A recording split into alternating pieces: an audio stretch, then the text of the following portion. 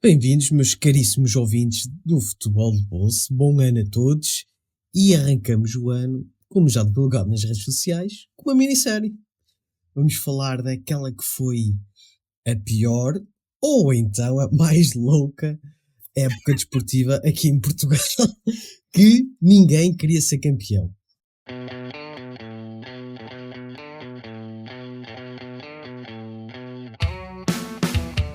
It's Alan Shearer. That's the way to finish it. Oh! Jardel e é o gol do Porto. É o gol do Porto no Estádio da Luz. Balotelli, Aguero. Que golaço da Bruno Fernandes! Que golo, que golo, que golo, que golo, que maravilha! Futebol de Bolso, um projeto de Brás Assunção.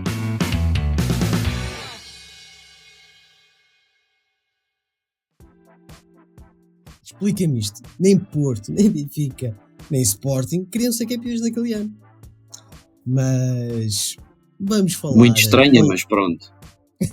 Exato. Hoje e durante esta série toda está comigo o Miguel Ribeiro. Como é que estás, campeão? Ora, boas. Pá, está tudo bem se é para falar destas macacadas. Um gajo aparece logo, arranja logo maneira de aparecer. Esta ideia até foi tua. Começou... Eu acho que foi tua mesmo. Começamos a falar isto praticamente no início da época. Porque naquela altura, em outubro, setembro, o Porto continua mal no campeonato, com exibições muito, muito gostosas. O Benfica e o Sporting lá andaram para a frente, mas a coisa no início das primeiras jornadas, a coisa parecia que ia complicar para os grandes todos. E com Boa Vista a liderar pelo menos as três primeiras jornadas, estavam na frente, na pole position, deu a entender que íamos ter uma repetição de 2004-2005. E o Vitória de Setúbal também chegou a liderar, e o Boa Vista depois volta a liderar alguns ali no inverno. Por isso... E já estás a voltar a 2004-2005. Eu falo nesta Sim, época. Neste caso as diferenças é o Boa Vista e o Vitória de Setúbal. Sim. Porque este ano já muita gente liderou. Muita gente dentro do que é normal, obviamente. Claro, obviamente. Vamos começar a dar o contexto, aquilo que foi se calhar a época anterior, para falarmos do que aconteceu nesta época 2004-2005. Nada melhor do que falar de 2003-2004, que foi um ano dourado na história do futebol português, inclusive para o Futebol Clube do Porto, para sermos mais específicos, em que o Porto é campeão europeu, o Benfica conquista o primeiro título depois de 11 anos, ou 10 anos, se não estou em erro, 11, 10 anos. Que conquistou uma Taça de Portugal ao fim de muito tempo, para aí... Primeiro título. 30 anos. Sim, é também o primeiro título da presidência do Luís Filipe Vieira. Exatamente. Foi também o primeiro título do reinado, salvo seja, de Camacho, que também não foi assim muito longo, foi um ano e meio, na primeira passagem. Mas era o campeonato de 2003-2004, já foi um campeonato com muitos pontos interessantes. Concordo. Foi quase uma boa antecâmara para o que viria a seguir. Sim. Pode disparar que viria a seguir. Acho que podemos começar logo pela entradas e saídas. O que é que me dizes dos três grandes? Sim, podemos começar, sim. Como já dissemos, o Porto conquista o campeonato e a Liga dos Campeões com o José Mourinho. O José Mourinho sai, vai para o Chelsea, mais uma danada de portugueses. O Deco sai para o Barcelona. Ricardo Carvalho e Paulo Ferreira, assim à cabeça, saem para o Chelsea. Sim. O Benfica perde o Tiago também para o Chelsea. Exatamente, o Tiago Médio. O Porto ainda perde o Nuno Valente. Sim. O Valente foi para o Everton, mas o Porto perde o Nuno Valente, sim. Ele teve fora por lesão bastante tempo, o Nuno Valente, nesse ano. Até houve uma complicação com a Federação Portuguesa por causa desse capítulo com o Nuno Valente. Mas praticamente a estrutura base do Porto mantém-se. Saem esses monstros do Porto, mas a estrutura não há assim... Daquele 11 que ganhou a Liga dos Campeões, mantém-se quase todo. na sua essência. Sai as pedras basilares, mas a estrutura fica lá. Mas a estrutura, talvez os mais antigos ficaram. Os mais antigos, ou os com mais tempo de casa. O Jorge Costa, o Vítor Bahia, o Derlei, o Benny McCarthy continua também o Costinha, se não me engano. Sim, continua. O próprio Maniche, não sei se tu muita gente. Carlos Alberto fica. E, a meu ver, o Porto nessa época, 2004-2005, tem um plantel muito melhor. E, para mim, é um dos plantéis riquíssimos da história do Futebol Clube Porto e não ganha nada. E é daqueles plantéis que só é rico com o passar do tempo, porque o Ibsen acabou de fazer uma grande carreira na Rússia e no Brasil, o Luís Fabiano foi o que foi em Sevilha, o Seitarídeos não foi lateral direito nada mal, o Diego Ribas também a carreira que se conhece no Atlético, nos Ventos, no Wolfsburgo, por aí fora. Foi um bom plantel, se calhar não tiveram a orientação certa, mas até se nos lembrarmos, Vítor Fernandes tinha levado o Celta de Vigo à Champions e tinha feito boas campanhas na Europa, por isso o Vítor Fernandes, em teoria, já não vamos falar do Del Neri, porque ele não, um quarto de hora. Não conta. Mas à partida, ter o Vítor Fernandes não era garantia de sucesso, mas era um bom pronúncio, era ter bom material. Se eu não estou em erro, o Vítor Fernandes ganha uma taça das taças com o Saragossa. Se eu não estou em erro. Eu acho que ele ganha títulos com o Saragossa, sim. Não me lembro qual, mas tenho quase a certeza que ele tem um título conquistado. Eu posso estar aqui a falar uma barbaridade, porque eu fiquei com a taça das taças na cabeça, mas eu posso estar aqui a ter uma alucinação. Mas sim, tu falaste do treinador que vai suceder ao Mourinho. O Del Neri. José Mourinho, sim. Como tu falaste, ele esteve lá 15 minutos e foi-se logo embora. E ficou o Fernandes. E que não deixa saudades, porque ele acho que não tinha mãos para aquilo que foi apanhar no Futebol Clube do Porto, e era também a sua estreia do Campeonato Português. E um Campeonato Português com muita boa equipa, ao contrário, se calhar, que a gente vê hoje, minha opinião. No entanto, é um plantel riquíssimo e ele não tem mãos para aquilo. Fica um pouco a desejar, e ter ganho a taça intercontinental, eu acho que não era mais que obrigação, tendo em conta que era o Once Caldas. Mas já lá vamos. Acho que vamos deixar isso para os próximos episódios. Este episódio é intercontinental. Como tu já falaste de alguns dos reforços, e a gente falou aqui de algumas saídas, e acho que faltou aqui falar numa entrada, e acho que foi o jogador mais preponderante, não da época, mas depois nos anos seguintes no Futebol Clube Porto, foi a troca entre aspas, do Deco. Vem o Quaresma para o Porto.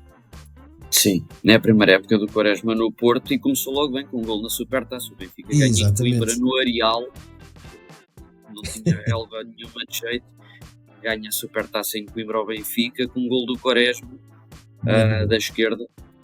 Sim, era o pronúncio também do que aí viria. Exatamente, deixou o Argel completamente às aranhas, e acho que ele também marca na Supertaça Europeia contra o Valência. Eu acho que o Quaresma também marca aí. Eu tenho a ideia que sim. É confirmar, mas até lá ainda temos muito tempo. Exatamente. Não temos assim tanto tempo, porque é logo no início da época, mas... Queres pular... O ouvinte percebe. Claro, e a gente vai ter muito episódio para a gente destrinchar tanto o Porto, Benfica e Sporting, e algumas das surpresas que a gente vai ver ao longo desta minissérie. Eu quero saltar logo para o Benfica.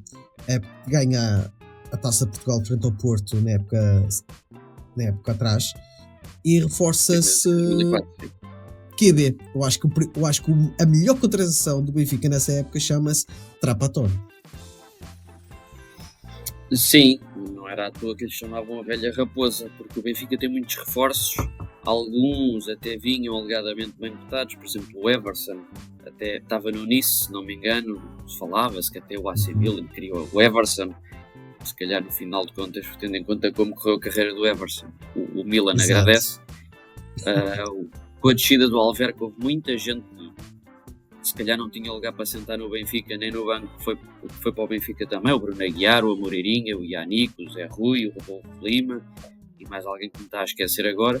O Bruno Aguiar até teve alguma utilidade, o Moreirinha na primeira metade também, da época, depois acabou emprestado ao Estoril, e o Yannick só faz um jogo oficial, que é o jogo em casa com o Anderlecht, a primeira mão da terceira pré-eliminatória da Liga dos Campeões. E a gente Não jogou mais. E a gente sabe qual foi o desfecho. Em casa foi 1-0, lá é que foi pior. E aí já se via que o plantel benfiquista era limitado e era o Benfica a tentar se reerguer do Vietnã. Sim. O Benfica mantinha praticamente. Diz. Eu acho que sim, tens razão quando dizes que o maior reforço do Benfica foi o Trapattoni. Ele trouxe muita coisa que Camacho não tinha, nomeadamente muita organização e muita matreirice, porque o Benfica até jogava bem com o Camacho, mas pecou em algumas situações. E soube aproveitar muito bem os jogadores que ia tendo. E depois há um jogador que hoje já não se fala, porque pouca gente desta geração nova se lembrará, mas o Simão fazia a diferença jogo sim. Eu estava à espera que falasse o nome do Simão, só para citar a frase do Trapattoni, que neste Benfica, graças a Deus temos Simão. E já diz muita coisa deste Benfica. Tu falaste de uma coisa que também me chamou a atenção, é que o Trapattoni foi bem organizado, ao contrário daquilo que se calhar era um futebol mais vistoso por parte do Camacho, mas o Trapattoni sabia o que é que tinha. E sabia o que é que podia jogar com aquele Benfica. E isso é, olhando para trás, ele foi muito inteligente. E como ele falou, acho que numa outra entrevista, meio golo basta. Meio golo é o suficiente para ganhar. O resto é conversa. E isso ditou o Benfica campeão, na minha opinião. E estamos a esquecer de um ponto, que é, hoje em dia o Trapattoni é um senhor velhinho de cabelo branco. Na altura era dos treinadores mais titulados da história do futebol. Na altura tinha Ligas dos Campeões no Bayern e na Juventus, tinha sido campeão em Itália e na Alemanha, tinha um super currículo. E Trapattoni ter vindo parar ao Benfica, se calhar em comparação seria como vir hoje Carlo Ancelotti para o Benfica. Corretíssimo. Poderão achar que estamos a exagerar, mas não estamos a exagerar. Era muito assim. Foi uma jogada de mestre da dupla Luís Filipe Vieira e José Veiga. Foi muito bem sacado o treinador e deu frutos. Ora, nem mais. Falamos aqui no Trapattoni. Contratações dessa época, já falaste no Everson, e que não pegou destaque. Só para citar porque depois, por exemplo, tens Paulo Almeida, tens o Nuno Assis a meio da época, que assim foi um grande reforço, mas também porque o Benfica perdeu o Zahovic na mesma altura em janeiro. Ainda havia o Miguel, havia o Ricardo Rocha, o Luizão. O titular era o Moreira, mas depois começou a despontar um guarda-redes que vinha de Braga chamado Joaquim Sampaio. Por isso, até por aí, é verdade, até por aí foi um reforço bastante importante na baliza. Teve um lateral esquerdo que muita gente já não se lembra, que era o Manuel dos Santos, que era altamente competente a defender e era muito rodado na Liga Francesa, francês e cabo-verdiano. Estive a confirmar no outro dia. E ele era muito rodado no campeonato francês, muito competente, atacava bem, defendia bem. Tinha Simão, tinha Giovanni, tinha Socota, tinha um reforço que pareceu bom, mas depois passou. Foi fogo de vista, que era o Caradas, mas deu gols. 5 gols, se não me engano. O Caradas é tão engraçado que acabou a carreira como central. Mas pronto. A qualidade do homem. Mas sim, lá está, é o que dizíamos, passa mais pelo Trapattoni do que pela qualidade dos reforços. Certíssimo. Vamos para outro clube da segunda circular, o Sporting. Esse sim, eu acho que o pior treinador dos grandes, José Peseiro, que vinha de ser treinador adjunto do Real Madrid. Para quem é novinho, o Peseiro já esteve no Real Madrid, liderou... Era adjunto do Carlos Queiroz. Bem sacado. E orientou nomes como Zidane, Ronaldo, Figos e Beckham. incrível. E vem para Alvalade para Engraçado. orientar Rochenbach, Nakarir, o próprio Nelson, Ricardo e Lietzen, que veio substituir o homem-gol Mário Jardel. É verdade. Era um grande É sport. verdade. Este era um grande sport. Era. E acabou por fazer uma época não muito melhor, mas jogar muito melhor futebol do que se esperava. O Sporting Tudo dava todo. gosto de ver jogar. É uma das comparações que a gente faz com esta atual época, em que o Sporting, na minha ótica, esta época é o que apresenta melhor futebol. Eu não digo que tem o melhor plantel, que isso eu acho que é o Benfica, mas Sim. o Sporting tem várias soluções, ou boas soluções, vá, mesmo no banco. Pode mexer principalmente no meio campo, e aquele Sporting podia-se dar ao luxo de ter grandes craques, tanto no início, no 11 inicial, como no banco. Nós hoje à tarde estávamos a falar dos avançados, 6 avançados, 6 ou 7, agora Verdade. não perdi a conta, mas eram muitos 7. avançados. Eram muitos.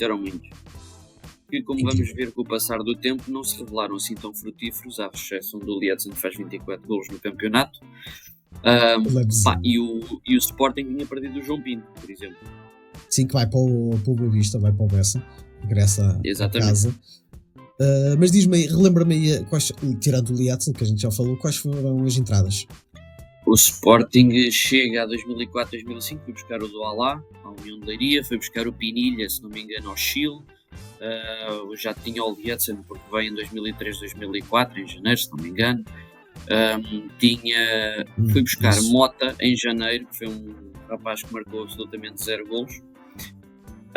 Tinha o Paulo Sérgio, que estava a despontar, que hoje é comentador no Canal 11, e que andou depois no final da carreira no Brunei e por aí fora. Tinha também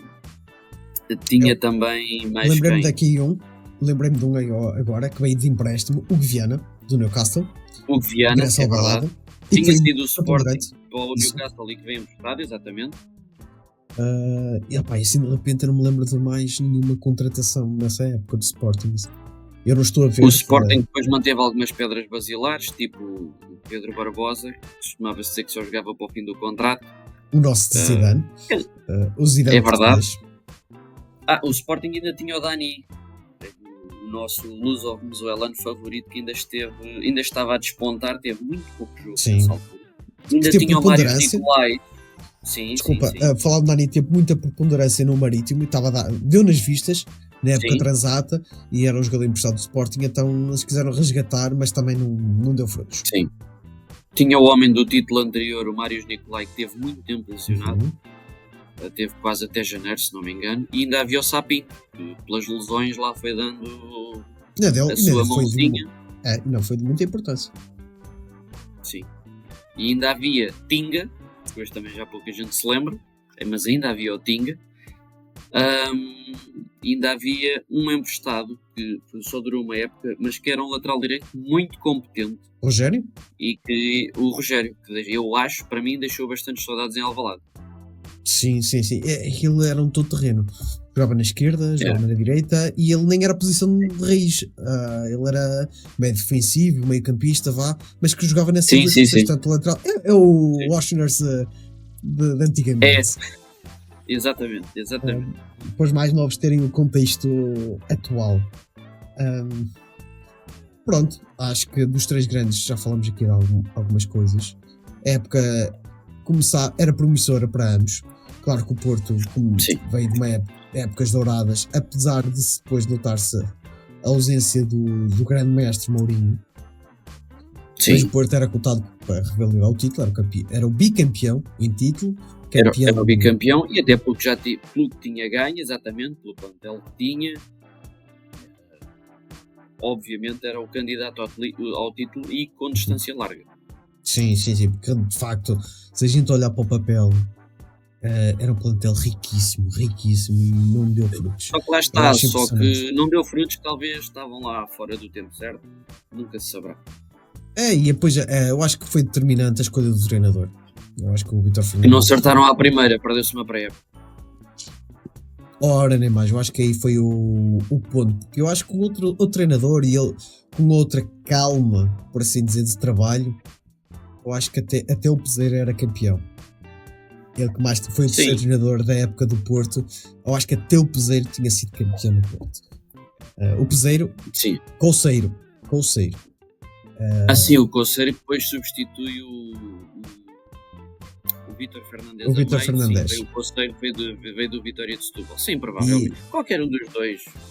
Acho que era Peseiro, Coceiro, José Rachão também teria sido campeão pelo Exato, era provavelmente. difícil. E atenção que estamos a falar de uma altura em que se dizia que no Porto era só rodar treinadores que era campeão. Sim, já na altura se falava isso. Qualquer treinador se um arriscava a ser campeão. É no verdade. Porto. Mais tarde fomos descobrir que não era bem assim. Pois. Só para dar aí também um lámire no resto da época. O Nacional vinha de um quarto lugar. Parece mentira hoje o Nacional, tendo em conta o que o Nacional está a fazer. O Nacional vinha do quarto lugar, o Marítimo vinha do sexto, o Braga arrancava para a segunda época de João de Ferreira, tinha acabado em quinto, viria a acabar em quarto. O Rio Ave de Carlos Brito falhou na época anterior Europa por um ponto, que acabou com os mesmos pontos do Marítimo, ou seja, falhou por um ponto. O Boa Vista tinha falhado pela primeira vez em muito tempo as competições europeias, tinha acabado em oitavo. O Moreirense, com essa lenda dos bancos, Manuel Machado, tinha feito a sua melhor época de sempre, a acabar em nono lugar. Eu estou a ir por ordem ao fundo da tabela. Sim. O Leiria, que foi à Taça Intertoto, tinha feito mais uma época muito tranquila, com aquele que se dizia que era o novo Mourinho, e que tinha sido efetivamente adjunto de Mourinho, Vítor Pontes. O Beira-Mar e o Gil Vicente e a Académica fizeram épocas também relativamente tranquilas, 11º, 12º, 13º, e a partir daqui pode-se dizer que a porca torce o rabo, porque o Vitória de Guimarães, o Vitória Sport Clube, com JJ, vou deixar acamar isto, acabou a época com JJ, no 14º lugar, a 2 pontos da salvação. E olha, em defesa não, porque ele salvou o Vitória de Guimarães da descida. Sim, tecnicamente sim, por isso não desceram, salvou. A gente falou isto também recentemente. Aquela equipa de 2003-2004 do Vitória era um plantel muito bom. Muito bom. Sim. Sim. Nuno Sige, João Tomás, são bem estes dois à cabeça. Mas, o Romeu, que era um ponta de lança que depois jogou no Isso. Belenenses, também tinha muito golo. E que chegou a ser internacional português, eu lembro disso. E marcou um golo pela seleção. Eu tenho que dizer que ele tem 2, 3 jogos, um golo por aí, sim. Mas era muito rico aquele plantel do Vitória de Guimarães. Espanta-me a posição que acabou nessa época. Sim, mas... e o treinador que começou foi Augusto Inácio, que acabou no Belenenses, que acabou na posição seguinte. E Belenenses não desceu de divisão basicamente por um golo, porque o Belenenses acaba em 15º, com os 35 pontos do Alverca, só que ganhou 2-0 em casa ao Alverca no Restelo, e só perdeu 1-0 em Alverca. Se tem ficado 2-0, dar-se a igualdade de resultados, e depois nas vitórias o Alverca acabou por ter mais vitórias que o Belenenses. O Belenenses genuinamente não desce por um golo. Depois desce o Alverca, treinado por José Coceiro, que já tinha subido no ano anterior, o Passos de José Mota, que não começou a época, ainda veio tentar, mas já não conseguiu salvar o Passos, e o Estrela da Amadora, que fez uma das piores campanhas de Primeira Liga que eu me lembro, que só viria a ser batida pelo Penafiel em 2005-2006. O Estrela fez 17 pontos, o que dá literalmente meio ponto por jogo. Isso não serve para absolutamente nada. Mais de um ponto fez o Alverca, que fez 35, um ponto por jogo, e desceu, por isso meio ponto não serve para nada. Acabou a época um adjunto de JJ, um futuro adjunto de JJ, Miguel Quaresma. Olha, não me tinha percebido dessa pérola. Muito. Pois é. Investigação é assim, investigação mais alto nível. Faltava aqui a Ruta, aqui tem informação. Sim, e a gente dizia, não sabia. Não sabia. Ruta, a gente fala em ti, mesmo quando tu não estás, já viste? Incrível. A gente éramos assim. Não sei se queres acrescentar mais alguma coisa, mas se calhar a gente ia já para as jornadas desta competição. O que é que tu achas? Sim, vamos lá começar a despachar serviço, que há aí muita paródia boa para ter. Então vamos lá assistir a esta época magnífica. Vou só meter isto a ponto que a gente consiga ver. Assim está melhor. E vamos então. Consegues ver bem? Consigo, sim, senhora. Então vamos aqui para a primeira jornada Na aqui voz do Gabriel Alves, essa lenda. desta lenda Gabriel Alves. Falta aqui o som, né? Estás a ouvir Eu som? tenho som. Ah, tu tens som? Então sou eu Eu aqui. tenho som. Muito bem. Deixa eu ver se eu consigo meter som para mim, porque eu gostava de ouvir também. Já agora,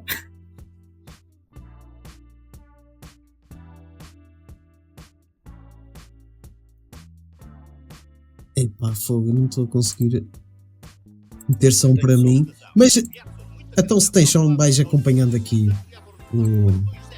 Sim. vais acompanhando tu. Vou voltar de trás para a gente ver isto com olhos de ver. Os dois juntos. Sim. Esta capa do jogo é fantástica. Carradas de gol. Ou caradas de gol, neste caso. Começamos aqui com o Sporting. Ligação já natural. ali está, o levezinho. Incrível. Era um dos avançados que não tinha assim grande estatura, mas de cabeça ele era exímio. Aqui a marcar o segundo. O Lietzen acho que era exímio em quase todas as Era muito- funções. Sim, era muito completo. Era muito matreiro.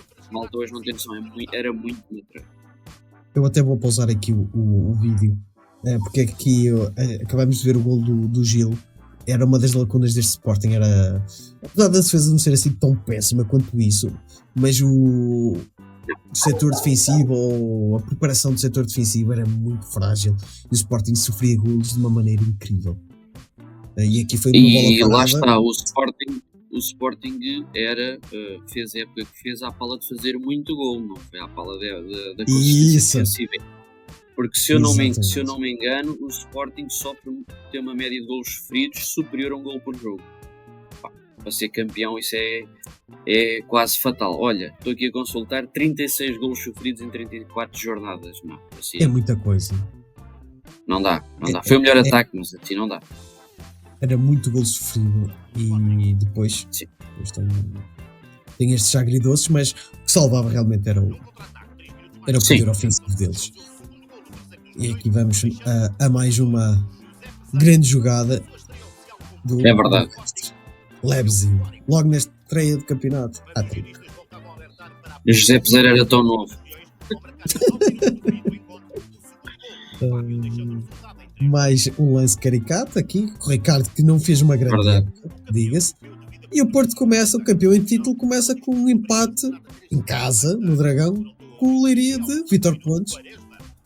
Sim. Que, opá, aqui o menino Quaresma já a brilhar, mas acontece isto. Distração completa. Não é visível, mas eu lembro que foi um jogo tão esquisito por parte do Porto, em que tu começas logo com um empate que não é assim grande, não é mau, mas em casa e com aquela aura de campeão europeu, sabes? Fica assim, sério? E Eu lembro pior, disso. o Gabriel Alves estava aqui a relembrar que o primeiro jogo do Porto foi 3 semanas depois do início do campeonato. O Porto só começou o campeonato à segunda jornada.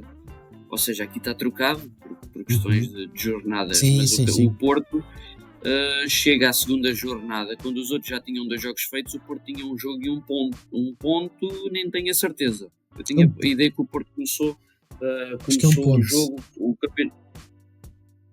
É um Foi com empate o em Braga. Braga. Pronto. Foi um empate em Braga, sim senhor. Sabes que ao ver lá esta está. época, desculpa, mas tu Sim. tiraste-me aqui um nó da cabeça. Eu lembro que o primeiro jogo dessa época foi com o Braga. E ao ver este resumo de época, quando veio o Leiria em primeira, fiquei assim, caramba, eu tinha a sensação que era o Porque o Braga. jogo foi adiado por causa da Supertaça Europeia. Ok. Pronto. tiraste aqui o nó da minha cabeça que me fez confusão. Está um nó durante desatado. anos. Está um nó desatado, que faz para mim todo sentido agora. Enfim, pronto, como tu disseste bem, é para relembrar, este aqui é o segundo jogo, mas já não começa assim tão bem a campanha do Porto campeão europeu. Não. Já se vê Claramente não começou. Eu acho que um dos problemas do Porto que eu me lembro, eu vi recentemente um grande jogo, é porque o Porto tinha altos e baixos. Eu lembro de um dos grandes jogos foi em casa com o Sporting, em que ficou 3-0 ou 4-0. Sim. Eu vi esse jogo e o Porto jogava muito bem, mas havia jogos e havia momentos de jogos em que a equipa desligava-se. O setor parecia que era uma equipa completamente partida. Aquilo que era a defesa, o meio campo e o ataque era completamente um desastre. E havia falta de harmonia dentro do plantel. A herança pesada do Mourinho custou muito, principalmente aos veteranos.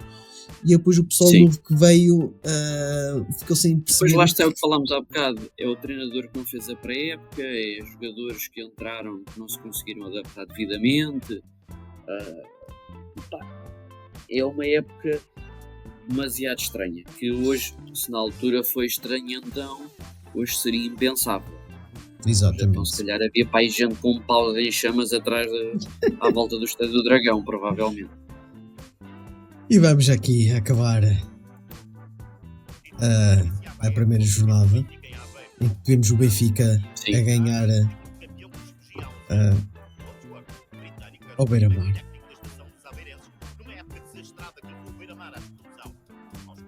É que já se via aqui, eu vejo ali um reforço do Benfica da próxima época, o Beto, que jogava aqui no Beira-Mar. Sim. É inconfundível, aquele corte de cabelo era inconfundível. Sim, aquele loiro não há hipótese. Petit, grande Petit, eu acho que era um dos elementos da escola do Boa Vista e até do Benfica, um pouco injustiçado. Por mim, eu falo por mim. Eu na altura não dava o devido valor que o Petit tinha. O Petit, só se fala da trancada que dava, o Petit era muito competente no momento defensivo, não era tosquinho a passar a bola. Isso. Tinha uma coisa que era à meia distância, que era quase de onde fosse pedido. Eu até vou puxar aqui um pouquinho para trás, porque perdemos aqui o golaço do Beto, que é delicioso. E agora não consigo. Deve dar agora a posição. Agora foi demais.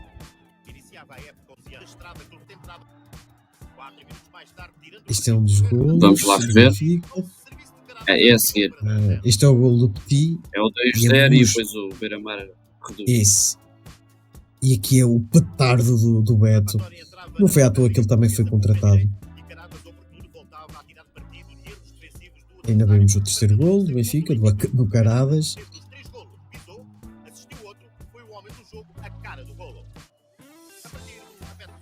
Produção. 3-1 e a seguir o 3-2. E aqui está ele. Com algumas culpas ali do... Mas é muito bem. Sim. Ele também marca um golaço ao Porto. Podes parar o vídeo só para eu dizer uma coisa. E é uma coisa sim. muito engraçada, que é o Beira-Mar deste tem 6 vitórias na época toda, uma no Dragão e uma na Luz. Já viste? Opa. Epá, Tanque Silva, é o que é. Silva. É verdade, Tanque Silva que faz 2 golos na Luz, se não me engano. E o Sim, Beira-Mar, sim, na sim, época anterior, quando foi a estrear o Estádio da Luz, o primeiro jogo oficial do Estádio da Luz é um Benfica-Beira-Mar, em que o Beira-Mar chega lá e diz 3. É por isso que eu estou com um problema, entre aspas. Quem me conhece e já sabe a mística do futebol é muita nostalgia. Eu fico muito preso a isto. E rever estas épocas para aquilo que é hoje o campeonato português. Eu lembro de jogos e de equipas e de jogadores de Beira-Mares, de Rio Aves, de Leirias. Também eu. Muito bons. E a gente vai ver uma época inteira e nós vemos aqui cada craque. E não é só nos grandes. A gente falou aqui do Tanque Não. Silva. A gente ficou com isto na cabeça. Era um jogador banal. Não era fraco, mas era banal. Mas a gente lembra-se E o disso. Tanque Silva acaba de fazer uma grande carreira na Argentina. Ainda veio para a Fiorentina, não teve muito sucesso, mas Exatamente. acaba a fazer uma grande carreira na Argentina. Estás a ver? E estes craques passaram por aqui. E há um jogador também que passou pelo Beira-Mar e que esteve muito tempo na Alemanha. E Alcatraz, acho eu. Ou o Alcaraz. Alcaraz, exatamente. O Alcaraz do Muito Paraguai, que foi em Inglaterra, que ainda teve no Everton e no Wigan. Pronto, estás a ver? Isto passou pelo Beira-Mar. Muito Sim. bom jogador. Lá está, os grandes estavam a um nível mais baixo, em média, o Porto obviamente estava a um nível superioríssimo, mas em média os grandes tinham um nível mais baixo e havia sempre ali um lote de 3, 4 equipas que estavam mais à frente do que estão hoje. Olha, e se calhar é um espelho daquilo que a gente sente hoje. Falaste aí no Sim. Leiria. Eu sinto que a gente está a dispersar um pouco no nosso tempo, mas eu acho que era importante darmos este contexto para a realidade atual, que também é um propósito desta minissérie. Na altura, o Leiria ganhou um inteiro todo. Sim, ganhar, salvo seja, porque tinha um formato estranho, mas sim, é considerado um vencedor da Intertoto, sim. E tu falaste de um formato estranho, até hoje eu não percebo muito bem essa competição. Eu tinha que ir à letra ver, porque era um pré-requisito para ir a uma taça UEFA.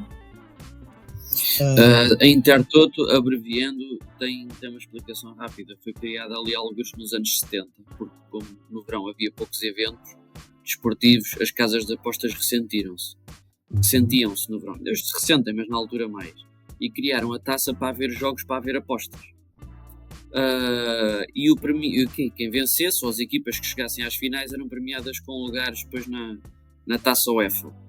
Até que a certa altura a UEFA absorveu a competição, mantendo algumas variações de formato. Chegou a ser por zonas, outras vezes mais aleatório, mas normalmente a taça Intertoto tinha sempre 3, 4, 5 finais, tinha muitas eliminatórias em paralelo. Normalmente o que é que decretava o vencedor de Intertoto? Era vencedor da Intertoto aquele que chegasse à taça UEFA por via de Intertoto, normalmente era sempre 3, 4, 5 clubes, mas aquele que chegasse mais longe. Por isso é que o Braga tem uma Intertoto. Em 2009-10, em 2008, 2009 com o Jorge Jesus, porque o Braga foi à taça UEFA via Intertoto e depois foi o que chegou mais longe, chegou aos quartos, ganhou uma taça Intertoto. O Celta também tem uma da mesma maneira, por exemplo. Há vários clubes que têm a taça Intertoto, mas não era uma espécie de pré-eliminatório. E o Leiria era muito useiro e vezeiro na Intertoto para tentar chegar à Europa. Mas pronto, lá eles entraram numa taça UEFA e acho que ganharam uma eliminatória. Eu penso que já vi isso e não estou enganado. Eles passaram uma eliminatória. Não, até chegaram. Eu tinha ideia que o Leiria passou 2 vezes eliminatórias de Intertoto para chegar à Liga Europa. A Liga Europa, taça UEFA. Taça UEFA na altura, sim. Sim. O Nacional, que chegou também a estar uma fase de grupos da Liga Europa, eu lembro disso. Sim, mais tarde, sim. Até o Salgueiros, na segunda divisão B, disputou eliminatórias na taça UEFA. O Leixões. Salgueiros. Leixões de Carlos Carvalhal. Exatamente. Porque tinham ganho a taça UEFA. Outros tempos. Isto é que era o romantismo e deixava-nos com atenção nestes clubes que não são os grandes. E depois comparativamente eu acho que havia mais dinheiro em mais clubes. Hoje o dinheiro está muito centrado em poucos clubes e hoje haverá mais dinheiro, mas está mais no mesmo sítio. Na altura havia muito dinheiro em muitos clubes. Concordo contigo. Lá está, se tu fores ver, e tu estás a falar do caso do Leixões na segunda divisão B Série Norte, o plantel do Leixões na altura, hoje em dia seria quase impensável alguém ter um plantel daqueles. Temos de descontar que o Leiria gastou muito dinheiro nos anos recentes, o Alverca, o Lanquila Verdense, mas era de uma qualidade quase obscena e não foi ao calhas que esse Leixões chegou à final da Taça de Portugal, perdeu com o Porto, se não me engano, com o Sporting, Sporting. Com o Sporting, mas era Havia muito dinheiro em muito lado e os jogadores ganhavam razoavelmente bem em muito clube. Era muito fácil até tu vires aqui em Lisboa, clubes da terceira divisão ou dos distritais, e havia jogadores a ganhar 100, 150, 130 contos. Exato. É o que é. É um bom reflexo. Vamos continuar aqui. Como sabes, a imagem ficou parada num dos reforços, Diego Ribas. É verdade.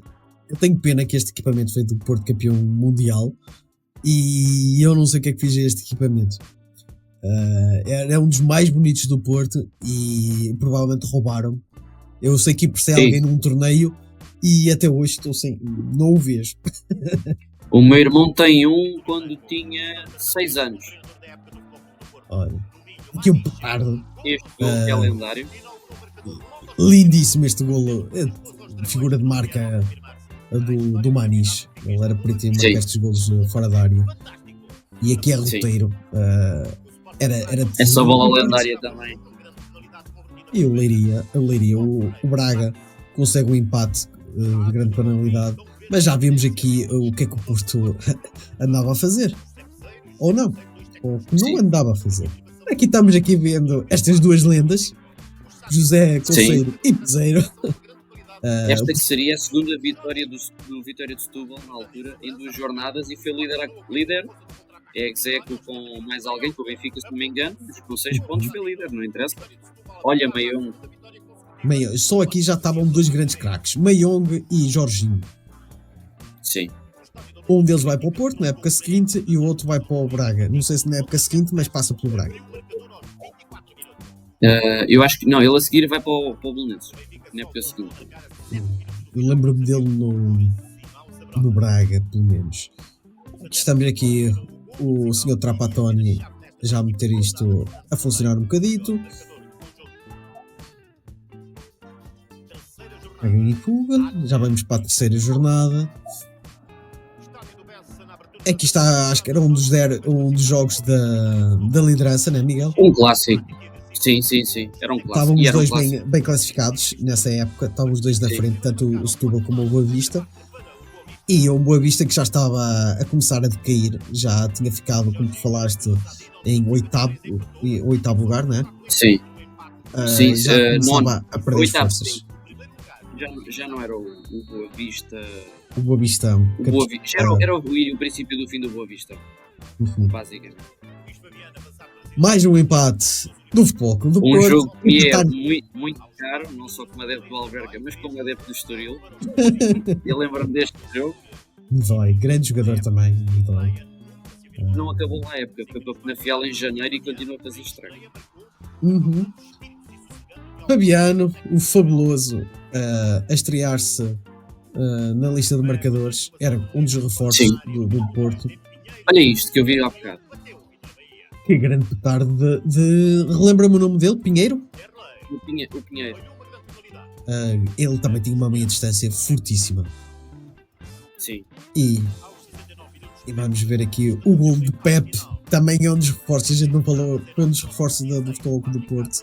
A estreia do Sim, Pep. foi a primeira época do Pep, se não me engano, no Dragão. E aqui está começar o tropeção do Sporting. A perder em casa com o Pode Marinho. ser que o Sporting não ganhou um único jogo em casa com as equipas da Madeira, viria a perder na última jornada 4-2. Que era um clássico.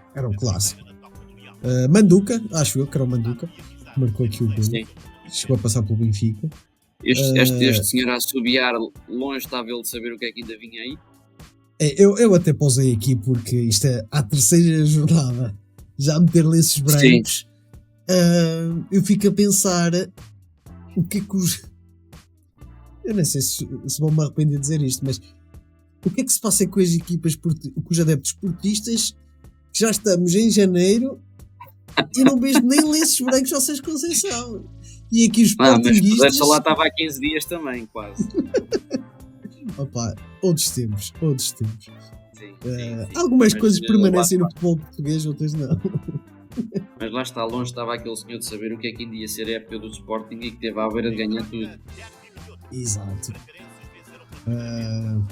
Aqui o derby minhoto. o Braga a ganhar ao Guimarães. Benfica que vai à Vitória. Académica. Ao Vitória de Guimarães. Obrigado pela correção.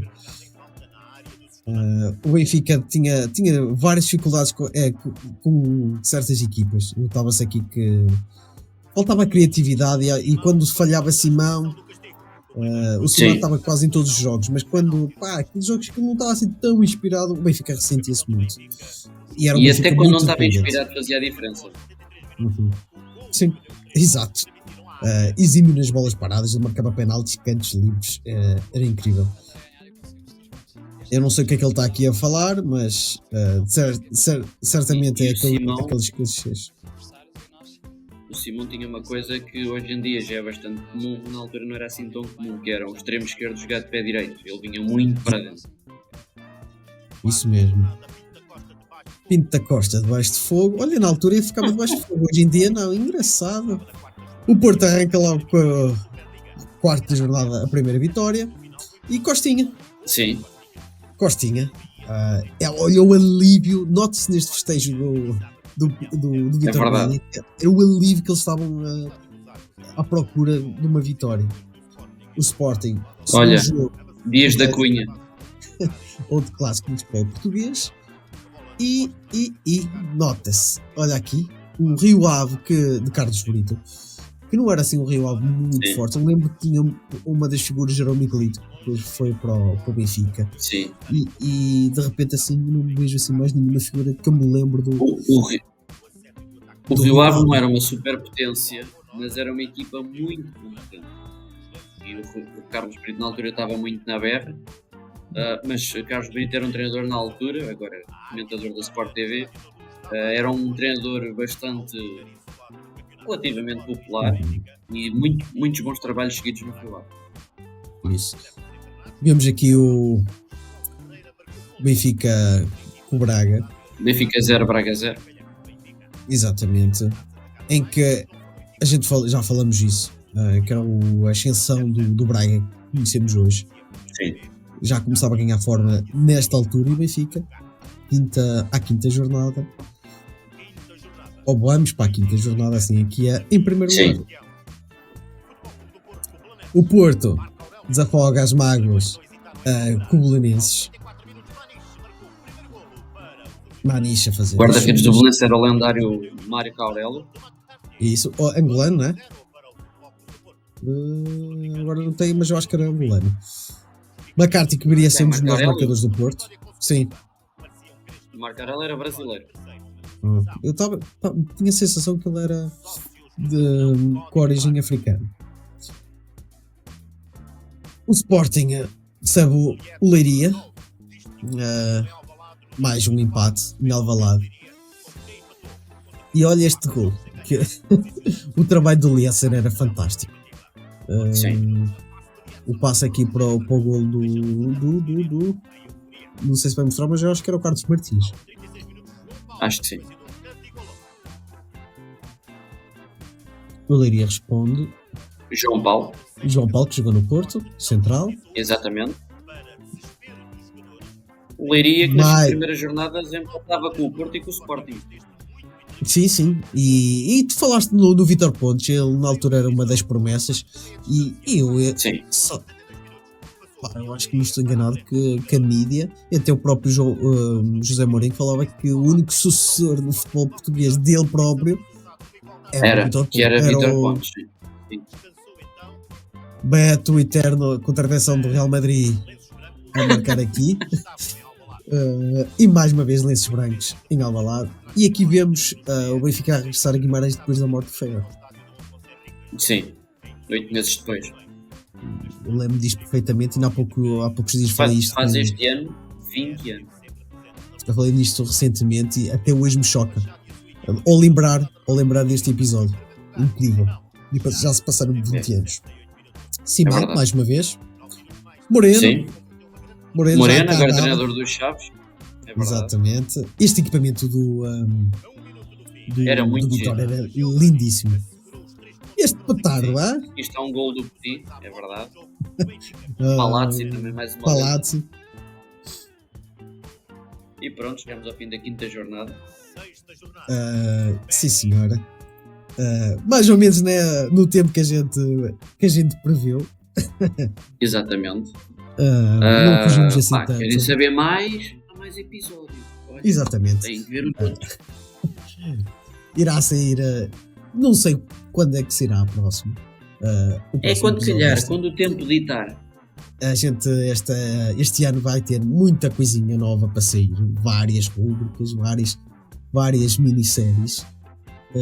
Esta é a primeira. É o primeiro episódio do ano. Portanto, deem like, subscrevam. Se gostaram, fiquem atentos que a continuação vai sair brevemente. E já sabem, futebol nostálgico é aqui também. Não é só Champions. É aqui. E antes de irmos embora, só lançar um desafio que é: digam aí nos comentários no YouTube, ou se estiverem no Spotify, escrevam lá em baixo, também dá para escrever, o melhor gol de todos estes que a gente viu. 5 jornadas, não foi jogos todos, mas tem aqui um bom gol. Boa, Miguel. Eu não diria Chutem melhor. Chutem para aí. Não diria melhor.